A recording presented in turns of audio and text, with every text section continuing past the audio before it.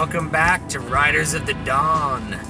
Today we're going to talk about Twilight Force and other Rhapsody. Musically inspired storytellers. So story and music. What's the first story in music? Oh my god. L'Orfeo. Come on. Actually, that's not even the first, but we lost the first opera. Opera. Well, yeah, I was gonna say, we gotta talk about opera till we get to stuff that people can actually recognize. But man, I mean, the first thing I'm thinking of is Flying Dutchman. Oh, which is not even close to the first. Yeah, but it's Wagner. It's just the first thing I'm thinking of. Yeah, so Flying Dutchman's cool because I try to remember how many scenes it is. I'm going to say it's 4 scenes, which is like nothing. Yeah. So there's 4 sections where people are standing around singing at each other to tell the story. And it's pretty epic. I mean, I'm not going to say it's my favorite opera, but it's good, and I really like the story, not just because I'm a Flying Dutchman myself. Yeah. So, I mean, well, because this is we're talking about storytelling, people who are listening to us might not be super familiar with opera, but opera differs from a musical in that there's only singing. Yeah, this is the easy way to tell the difference. There's only singing. Yeah. If the quote lines are sung rather than spoken, you have an opera. And if the lines are spoken and then music happens later, you're looking at a musical. Yeah. And so traditional opera has 2 components to it. One is called recitative, which is basically, you can think of it as like the lines of the play, but they're sung. And there's usually light musical backing so that the words are sung over simpler harmonic progressions, and it gives the singer or the actor more opportunity to use expressive device on those words. And then you have what's called an aria, and an aria is the actual song, right?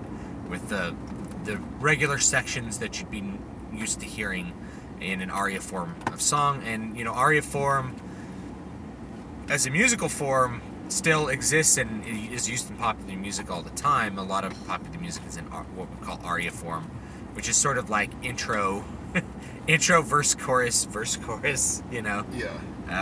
That'd be like a typical aria form. So that's what you'll get on your hands with an opera. And if you go see a musical, you're going to see them stand around, talk. There won't be music, and then they'll burst into song at some point. Yeah. And what's interesting about modern musicals and opera is that the branding is really what affects how it's categorized at this point. So like Phantom of the Opera is not an opera. Is a musical. Yeah. Whereas Les Miserables is an opera. But it's billed as a musical. Yeah, so that's really interesting how they build different things based on the branding, because I mean, opera as a genre, if you say, oh, it's an opera, that turns a lot of people off. Yeah, well, you're invoking like Wagner. people in, they're like really dressed up and hoity-toity, and they're singing in another language. That's the other thing. People are like, oh, I don't want to go listen to someone sing in German for 3 hours. It's like people don't want to see subtitled movies. Yeah, they put the super titles on the opera now. They'll like project the words above the opera if it's in, so like if you see an opera here in the United States, chances are they're going to have super titles, which means they're going to be projecting the words that they're singing above. The other thing you could do is you can get a translation, print it out, and take it with you. Yeah. That's what I used to do. And that way I could really look and analyze all the words as they were and see them in the original language and see them. Because somebody singing German, I may not understand the German word. Yeah. Because it takes a different level of understanding of a language to be able to take what somebody has sung in a language and then kind of understand it. Understand what they're saying. Think about how difficult it could be to understand what people are saying in English. Yeah, I mean, think about misunderstood song lyrics. Like Bad Moon Rising, there's a bathroom on the right. There's all kinds of things that you can fall out of the tub and I get up again. You never seem to find my towel. Oh. There's so many ones. Hold me closer, Tony Danza. Yeah, that's awesome. So this is why, if you're listening to stories in different languages, especially if it's sung, it's nice to have it in front of you so you can really understand what's happening. So opera is just kind of the jumping off point from where I think we wanted to talk about today, which is kind of more modern music. Yeah, more modern music that's pure music. And what's interesting about opera and musicals, both, is that the music portions are always reflective and don't progress the story in most cases, or they progress it very little. Mm-hmm. And the recitative, or the dialogue in between, that's where like the story moves forward. Right. There's almost like an inherent like acquiescence to the idea that you can't tell the actual story through the music. You can merely have like a period of expression through the music. Right. And I don't really think that is the case. I think you can tell the story purely through the music. And we're seeing that a lot, at least beginning in the mid to late 20th century with the concept album. Yeah. If you're not familiar with what a concept album is, and you're an older listener, maybe you've heard like you can get Pink Floyd. Yeah, you can get Nights in White Satin by Moody Blues. Their album about the Ku Klux Klan. And yeah. Then you can get The Wall by Pink Floyd. All of those tell a story to a certain extent. The Wall was made into a movie. It was kind of like the first purely musically driven movie, where they kind of superimposed a visual format on this musically told story. Yeah. And a lot of music videos attempt to tell a story. Mm. I personally dislike music videos. I personally very much dislike them. I've never liked them personally, but I get why a lot of people like them. They can tell a little story. And a lot of people provides a little bit more visual interest. A lot of people have an easier time understanding story visually than not necessarily orally, but specifically through music. Yeah. Whereas I feel like I'm in the same boat. When I watch a music video, I can't. It's taking brain processing power away from me understanding the music to focus on the visuals, and then I just end up liking both less. Yeah. But that's not the case for everyone. So I think we're trying to draw this comparison from the opera, the musical, the actual story-driven music to a modern idea, and so we're seeing things like the rock opera and the concept album. The concept album you see a lot in heavy metal. That was my first introduction, at least. Yeah, kind of. I mean, the idea of a concept album began in like prog rock, and then we, obviously anything that's epic or over the top, the metal genre wants to capture and make even crazier. Yeah. So like, there's been Rhapsody is an example. If you never heard of Rhapsody, they're an Italian metal band, and they've gone through several different variations of their name. They were Rhapsody, and then they were Rhapsody of Fire. Then there were two Rhapsodies. There was Rhapsody of Fire and Luca Turilli's Rhapsody, both from different members of the band. And what they did is they had a 5-album-long story that I think was called the Emerald Sword Saga. Their first 5 albums tell a massive epic fantasy story, and do it in really, I mean, I don't think anybody else has done it quite as effectively as they've done it in terms of the epicness involved there. They've worked with Christopher Lee, they worked with a bunch of different people to pull these stories off. And what it was is like they took sort of the power metal base of, say, Man-O-War, right, Blind Guardian, and just added an orchestra to it. And people used to call them Hollywood metal because it sounded like a film score, but it just brought it to the next like epic level. And then they used that new sort of combination of elements, this really complex orchestral power metal, to then tell a really epic story. And the way they told it is they told it through, more or less through narrative, but narrative interspersed with like first person expression. So the singer Fabio Leone will transition between describing the story, like telling the story, and expressing what a character thinks, what a character says, and what a character feels. So that this division between like the recitative kind of thing and the dialogue and the song that is the expression is completely blurred. Yeah. And in some cases, they also employ a narrative to move the story forward. They have Christopher Lee will say, will basically be telling a narrative of what's going on.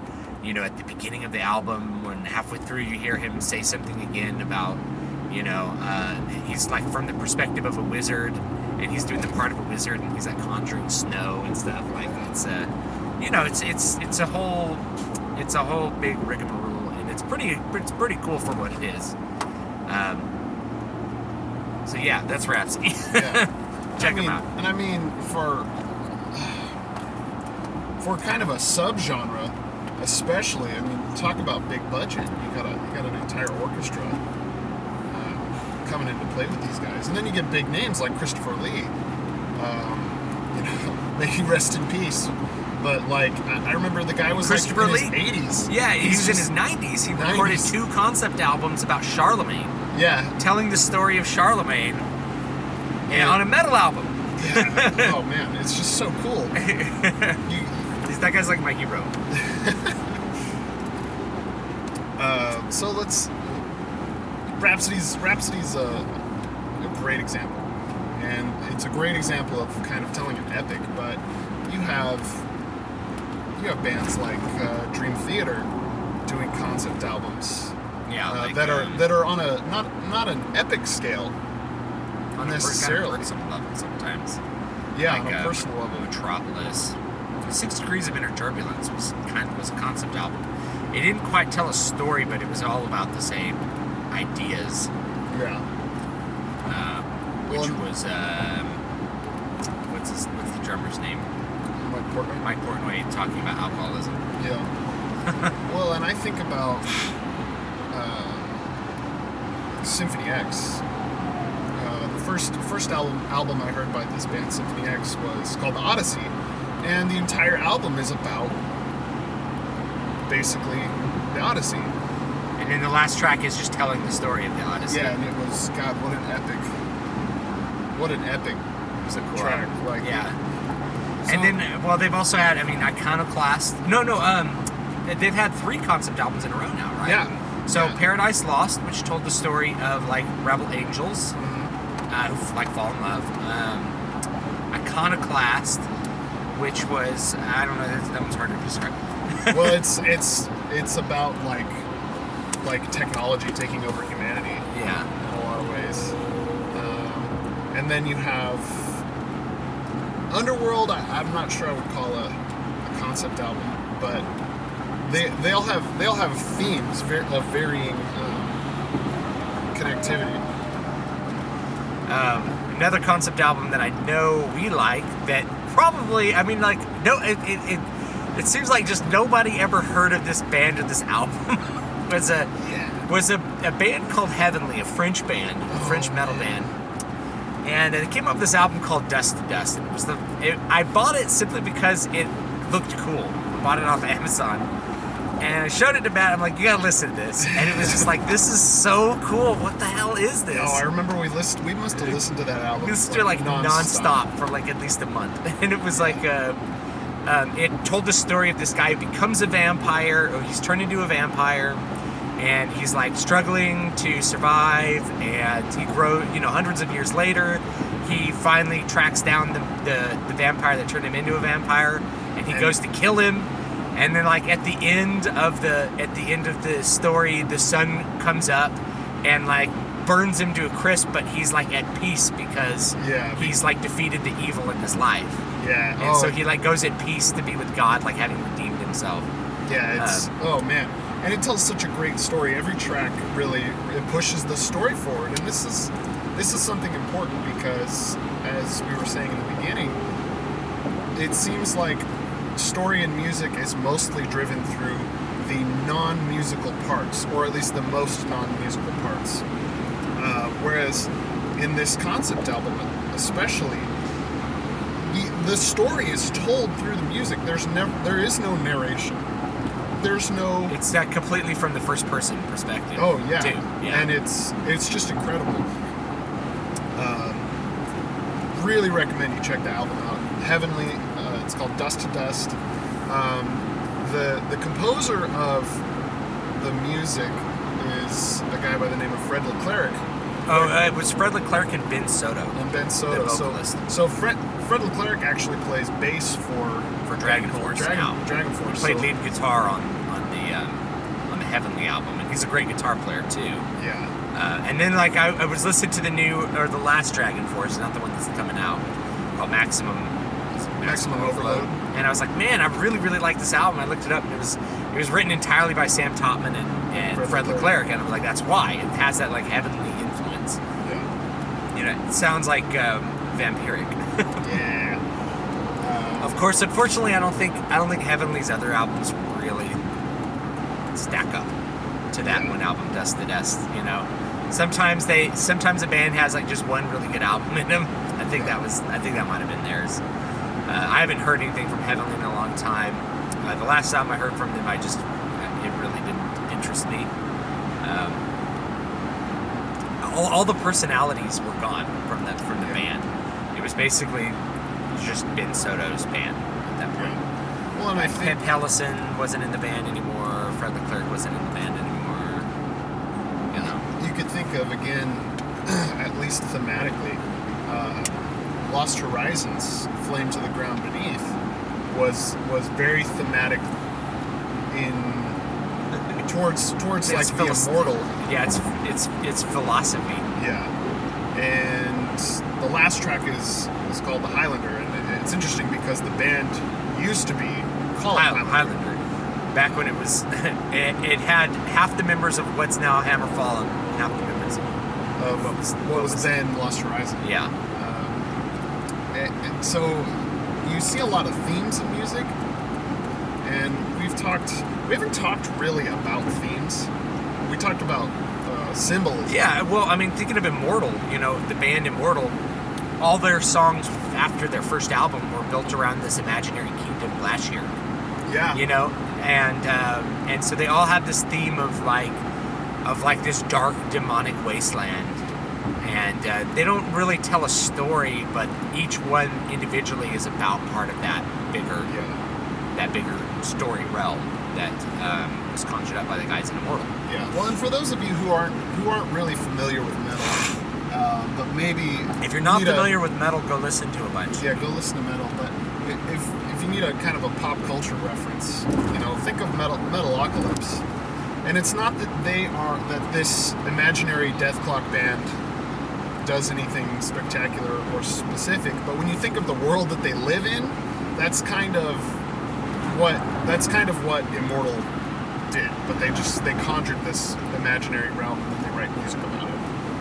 Yeah, and Metalocalypse has like real guys from the metal scene in it. I know Samoth from Emperor has been on Metalocalypse. I think Abath might have been on Metalocalypse. Yeah, Jeff Loomis was. I mean, they always have like guest guitarists who play the guitar riffs, which is really cool. So, we want to get on to Twilight Force. Oh, Twilight Force, the newest and best edition. Yeah. To storytelling and metal. So this is an album that Stu. I don't know how you came upon it, but okay, I'll tell you how I came upon it. Is I was on Nuclear Blast's website, buying Sons of Northern Darkness for my son. Because, and you guys are going to think this is funny. My son's like 19 months old. His favorite band is Immortal or Abath, right? He just is like crazy about the way that it sounds, like the way the guitar and the drums sound. He loves the vocals. When we turn on a motor, go, ah, and he'll like start growling. And it's really cute and funny, but it's just what he loves. It's what I don't know. It's whatever interests him as a very young boy. Yeah. But I was on the website looking for that, and I was like, oh, cool, Sons of Northern Darkness vinyl. And by the way, the vinyl of Sons of Northern Darkness sounds really good. It sounds better than the CD version, in my opinion. And I see this other vinyl, Twilight Force, and it has this big purple dragon on it, right? And I'm like, immediately I think, did I say no purple dragons? Did I? And I'm like, I click on it and I look at it, and it's called Heroes of Mighty Magic, and I'm like, I'm sold. I gotta buy this album. So I went and I looked up some of the videos, right? Or I didn't immediately buy the album, but I went and looked up some of the videos, and I was like, what have I been doing with my life? So the first video I saw was what was it? Flight of the Sapphire Dragon, which has the band like walking around in like LARP gear, and like they're and singing and like pulling crystals out and like flipping in the air, and there's like a castle in the background. And everyone's like, where's the dragon? And they're like, couldn't afford to build a CGI dragon. Yeah. But the lead guitar player is playing lead guitar on a lute. On a lute, yeah. There's a part where he's like playing a medieval lute, and like there's magic like flashing off the lute, that they did in probably like Adobe After Effects or something like that. I just remember Stu calls me and he's like, hey, you gotta listen to this band. I'm gonna send you a link. And I listened to it, and I remember having the exact same reaction. What have I been doing with my life? These guys are living the dream. And I couldn't, I mean, I'm totally jealous, but I also couldn't be happier. It's like these guys are playing the heavy metal music that I want to play. It's like we've gotten closer to the concept realm that is power metal. Yeah. Oh, man. So here is because we're always coming back to story. And so what was the first thing you noticed about the packaging? This seems like a weird tangent, but the first thing I noticed, was the like incredible artwork detail. Yeah, it was like you had this incredible dragon breathing fire, and fairies were like coming out of the fire, and you flipped open the vinyl, and there's a giant castle with like a rainbow above it. Reminds me of Richie Blackmore's Rainbow, you know? Yeah. I was like, it like had all the elements. You're like, I really want to see what this is about. And you open it up, and there's rather than having pictures of the band. So I have their first album too. It has pictures of the band. Rather than having pictures, they have this like epic portrait of them. Yeah. This painting of them, all like dressed up in their idyllic like characters dressed up as their characters, right? And they're playing characters on stage. So there's like two of them with as elf rogues. There's like a couple of them are wizards. One of them is some sort of fae creature. Yeah. You know. And the lead singer, of course, is the warrior, and he's holding like a magic sword. Yeah.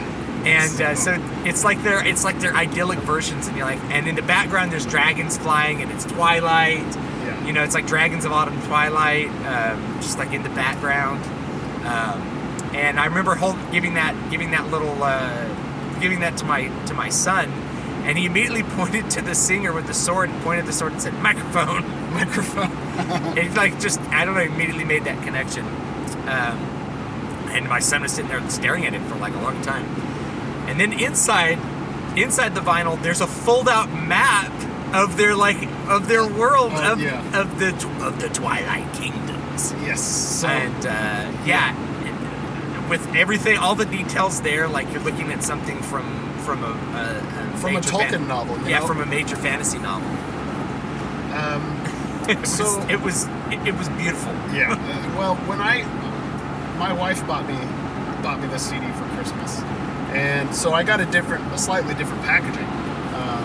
And when I got the CD, it was actually bound in a hardcover book, which blew me away with the same imagery. And as I opened it up, it had the map. It had this portrait.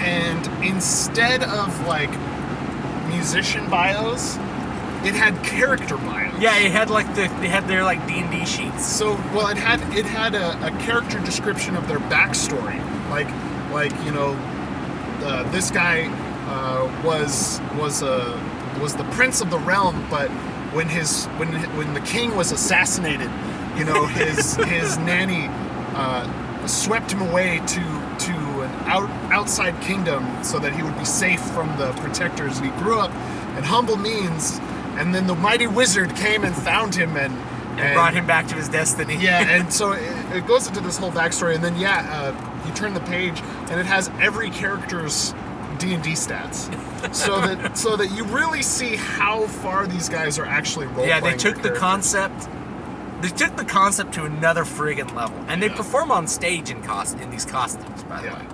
Which is not uncommon in the metal world, but this level of commitment is I've never seen this before. Yeah, I mean, like I haven't seen that level of commitment outside of black metal. Yeah. Then to get maybe into Manowar. Maybe.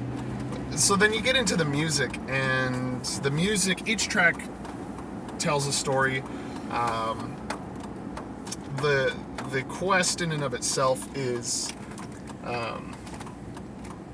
lined out. It's almost episodic, though. I think the way that they tell the story in the music. It's like, and then it ends with a grand battle. Yeah. And then there's also a track on there that is a binaural programmed narration of like some ancient haggard wizard like giving a prophecy about their characters. Yeah. You think it'd be really stupid, but like in the context you're like, this is actually really cool that they did this. Yeah. And then it ends with a choir piece, with a concert choir piece. Oh man, it's just... Yeah, it ends with this like classical choir piece that they wrote and recorded with a choir and an orchestra. It's like, people have described it as like Disney metal because of the production value. The production value is the best I've ever heard. Yeah, it's off the charts. Off the charts. It's like unbelievable that this thing exists.